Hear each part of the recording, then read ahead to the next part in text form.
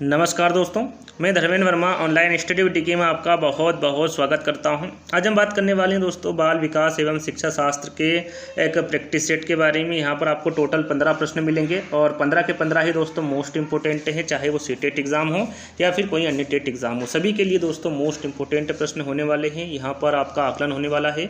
यदि आपके सामने इस तरीके से 15 प्रश्न आ जाएंगे तो आप उसमें कितने नंबर ला सकते हैं। यदि आप यहाँ पर 12 नंबर लेकर आते हैं तो यू आर जीनियस। आपने अभी तक जो बाल विकास पढ़ा है उसमें आप अच्छे नंबर ला सकते हैं। तो कमेंट्स के माध्यम से जरूर बताइएगा कि आज का वीडियो आपको कैसा लगा और आज के वीडियो में आपको कितने नंबर आए। तो चलिए शुरू करते हैं। आज का पहला प्रश्न है, सीखना से क्या तात्पर्य होता है। यहाँ पर आपको सीखना या फिर अधिगम से क्या तात्पर्य होता है इसके बारे में आपको बताना है।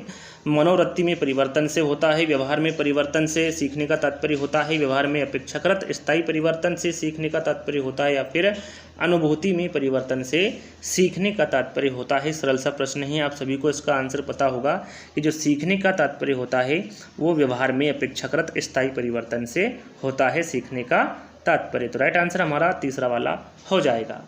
चलिए अगला प्रश्न है, शिक्षार्थियों को स्कूल सिर्फ शिक्षा ही नहीं अपितु सामाजिक मूल्यों, सामाजिक संज्ञान तथा सामाजिक मानकों के विषय में जानकारी देकर उनमें रिक्त स्थान का बीज बोता है, वातावरण का बीज बोता है, सामाजिकरण का बीज बोता है, भौतिक संरचना का बीज बोता है, या फिर अभिप्रेरणा का बीज बोता है। तो यहाँ पर हमारा राइट आंसर होगा सामाजिकरण का बीज बोता है। याद रखिएगा, शिक्षार्थियों को स्कूल सिर्फ शिक्षा ही नहीं अपितु सामाजिक मूल्यों, सामाजिक संज्ञान तथा सामाजिक मानकों के विषय में जानकारी देकर उनमें सामाजिकरण का बीज बोता है। तो राइट आंसर हमारा सेकंड वाला हो जाएगा।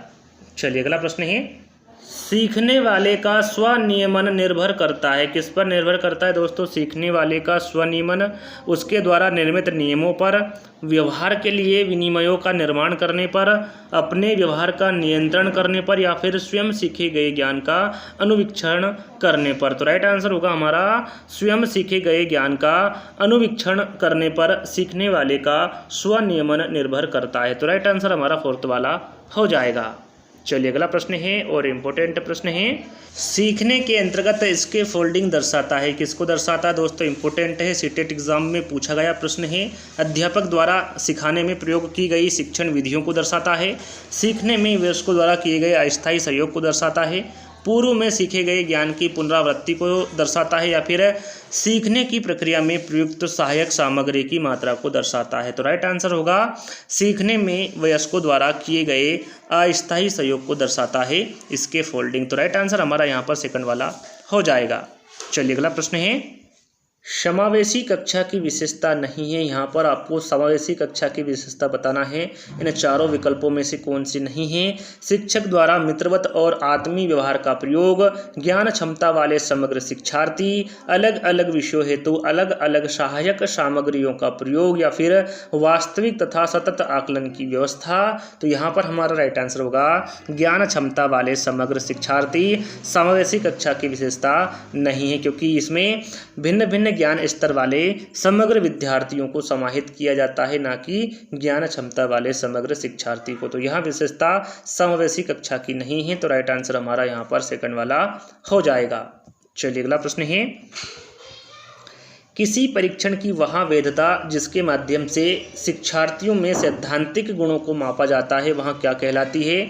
समवर्ती वैधता कहलाती है, भविष्यवाची वैधता कहलाती है, रचनात्मक वैधता कहलाती है, या फिर अभिसारी वैधता कहलाती है। तो राइट आंसर होगा हमारा अभिसारी वैधता। याद रखिएगा, अभिसारी वैधता वह वैधता है जिसके माध्यम से शिक्षार्थियों के सैद्धांतिक गुणों को मापा जाता है। तो राइट आंसर हमारा फोर्थ वाला हो जाएगा।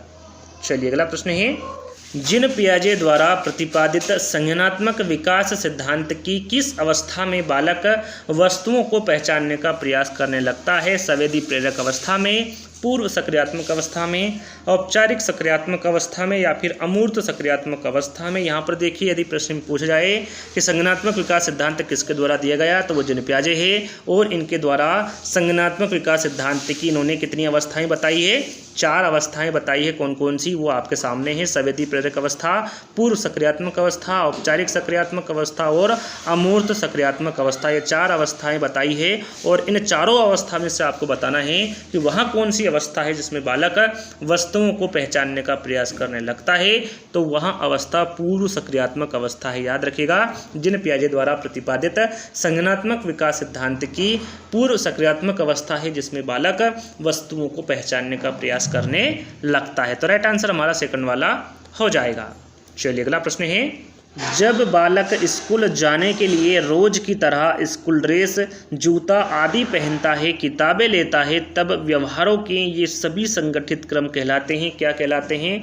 मानसिक सक्रिया कहलाते हैं, विकेंद्रण कहलाते हैं, स्कीम्स कहलाते हैं या फिर स्कीमा कहलाते हैं। तो यहाँ पर हमारा राइट आंसर होगा, यहाँ व्यवहार के सभी संगठित क्रम स्कीम्स कहलाते हैं। याद रखिएगा, जब बालक स्कूल जाने के लिए रोज की तरह स्कूल ड्रेस, जूता आदि पहनता है या फिर वो किताबें लेता है, तब ये व्यवहार के सभी संगठित क्रम स्कीम्स कहलाते हैं। राइट आंसर हमारा तीसरा वाला यहाँ पर राइट आंसर हो जाएगा।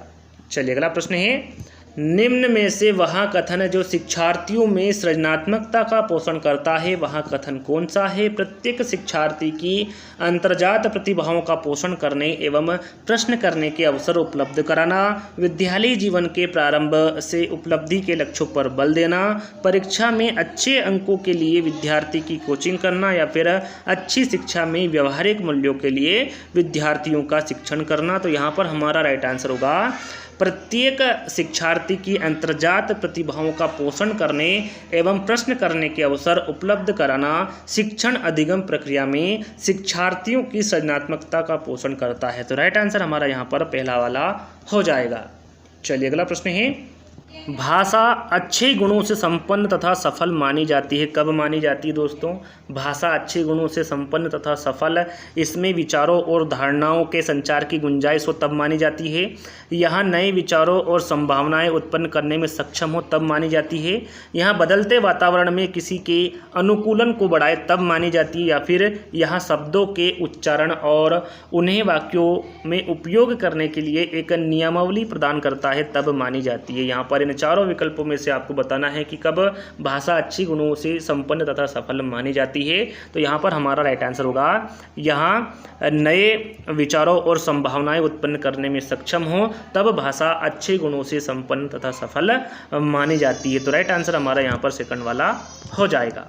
चलिए अगला प्रश्न है, एक शिक्षार्थी वस्तुओं को या तो बिल्कुल सही या फिर बिल्कुल गलत के रूप में वर्गीकृत करता है। आप उसके चिंतन को किस वर्ग में रखेंगे? आप किस वर्ग में रखेंगे? नगण्य चिंतन में, बहुआयामी चिंतन में, जटिल चिंतन में या फिर संकल्पनात्मक वर्गीय चिंतन में? तो यहाँ पर हमारा राइट आंसर होगा नगण्य चिंतन में। याद रखिएगा, क्योंकि नगण्य चिंतन के अंतर्गत ऐसे चिंतन को रखा जाता है जिसमें शिक्षार्थी वस्तुओं को या तो बिल्कुल सही या फिर बिल्कुल गलत के रूप में वर्गीकृत करता है, इसलिए इसे हम नगण्य चिंतन के वर्ग में रखेंगे। तो राइट आंसर हमारा पहला वाला हो जाएगा। चलिए अगला प्रश्न है, एक परीक्षा में बहुत सारे लोगों से केवल विषम संख्या के प्रश्नों के जवाब देने को कहा गया। प्रश्न को ध्यान से पढ़ना है। यहाँ पर प्रश्न में पूछा गया है कि एक परीक्षण हुआ जिसमें बहुत सारे लोग थे सम्मिलित, उसमें केवल विषम संख्या के प्रश्नों के जवाब देने के लिए कहा गया। बाद में उनसे केवल सम संख्या वाले प्रश्नों का जवाब देने को कहा गया। पहले विषम संख्या वाले प्रश्न पूछे गए, उसके जवाब देने को कहा गया, फिर बाद में सम संख्या वाले भी प्रश्न पूछे गए, फिर उनको जवाब देने को कहा गया। प्रत्येक व्यक्ति के दोनों अंकों की तुलना करके परीक्षणों की रिक्त स्थान विश्वसनीयता का पता लगाया जा सकता है। अर्ध विभाजित विश्वसनीयता का पता लगाया जा सकता है। समतुल्यता प्रकार की विश्वसनीयता का पता लगाया जा सकता है। जांच पुनः जांच पद्धति विश्वसनीयता का पता लगाया जा सकता है या फिर वैकल्पिक प्रकार की विश्वसनीयता का पता लगाया जा सकता है। तो यहाँ पर हमारा राइट आंसर होगा यहाँ पर अर्ध विभाजित। याद रखिएगा, अर्ध विभाजित विश्वसनीयता का पता लगाया जा सकता है। प्रत्येक व्यक्ति के दोनों अंकों की तुलना करके परीक्षणों की अर्ध विभाजित विश्वसनीयता का पता लगाया जा सकता है। तो यहाँ पर हमारा जो राइट आंसर होगा वो पहला वाला होगा। चलिए अगला प्रश्न है, जब शिक्षक शिक्षार्थी से पूछता है कि क्या वह अपने माता पिता से झूठ बोलता है, तो शिक्षक द्वारा पूछा गया यह प्रश्न नियंत्रित है, आलोचनात्मक है, छलात्मक है या फिर अप्रासंगिक है। तो यहाँ पर हमारा राइट आंसर होगा यहाँ शिक्षक द्वारा पूछा गया प्रश्न नियंत्रित है। याद रखिएगा, जब शिक्षक शिक्षार्थी से प्रश्न पूछता है कि क्या वहाँ अपने माता पिता से झूठ बोलता है, तो इस प्रकार का जो प्रश्न है जो शिक्षक द्वारा पूछा गया है वहाँ नियंत्रित प्रश्न है। तो राइट आंसर हमारा यहाँ पर कौन सा होगा, पहला वाला हो जाएगा।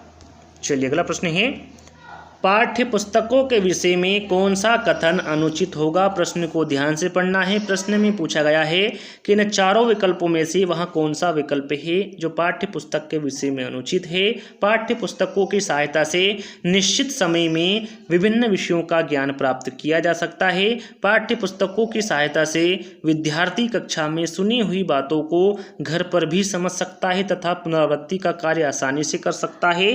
पाठ्य पुस्तकों से प्राप्त ज्ञान पूर्ण रूप से व्यवहारिक होता है, अतः उसकी अत्यधिक उपयोगिता है। या फिर अधिकांश यहाँ पाया जाता है कि पाठ्य पुस्तकों का प्रयोग विद्यार्थियों में रटने की प्रवृत्ति को बढ़ाता है। तो यहाँ पर हमारा राइट आंसर होगा पाठ्य पुस्तकों से प्राप्त ज्ञान पूर्ण रूप से व्यवहारिक होता है, अतः उसकी अत्यधिक उपयोगिता है।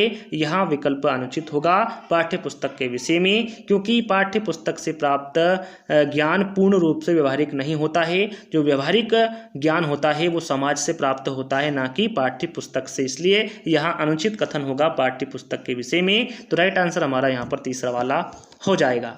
चलिए अगला और लास्ट प्रश्न है, निम्नलिखित में से कौन सा विकल्प सामाजिक बुराइयों के न्यूनीकरण का सबसे प्रभावी माध्यम है। यहाँ पर आपको बताना है कि इन चारों विकल्पों में से वह कौन सा विकल्प है जो सामाजिक बुराइयों के न्यूनीकरण का सबसे प्रभावी माध्यम है। प्रभावी विधिक प्रावधान, तीव्र आर्थिक विकास, सार्वभौमिक शिक्षा या फिर वांछित सामाजिक परिवर्तन। तो यहाँ पर हमारा राइट आंसर होगा जो सामाजिक बुराइयों के न्यूनीकरण का सबसे प्रभावी माध्यम होगा वो सार्वभौमिक शिक्षा होगा। तो यहाँ पर हमारा जो राइट आंसर होगा वो तीसरा वाला रहेगा। तो अब आपको बताना है कि इन 15 प्रश्नों में आपको कितने नंबर आए हैं, तो कमेंट से के माध्यम से जरूर बताइएगा। और आज का वीडियो कैसा लगा ये आप लाइक करके और कमेंट्स करके बता दीजिएगा कि आपको आज का वीडियो कैसा लगा। तो जल्दी ही दोस्तों एक नए वीडियो के साथ मिलते हैं, जब तक के लिए धन्यवाद। जय हिंद।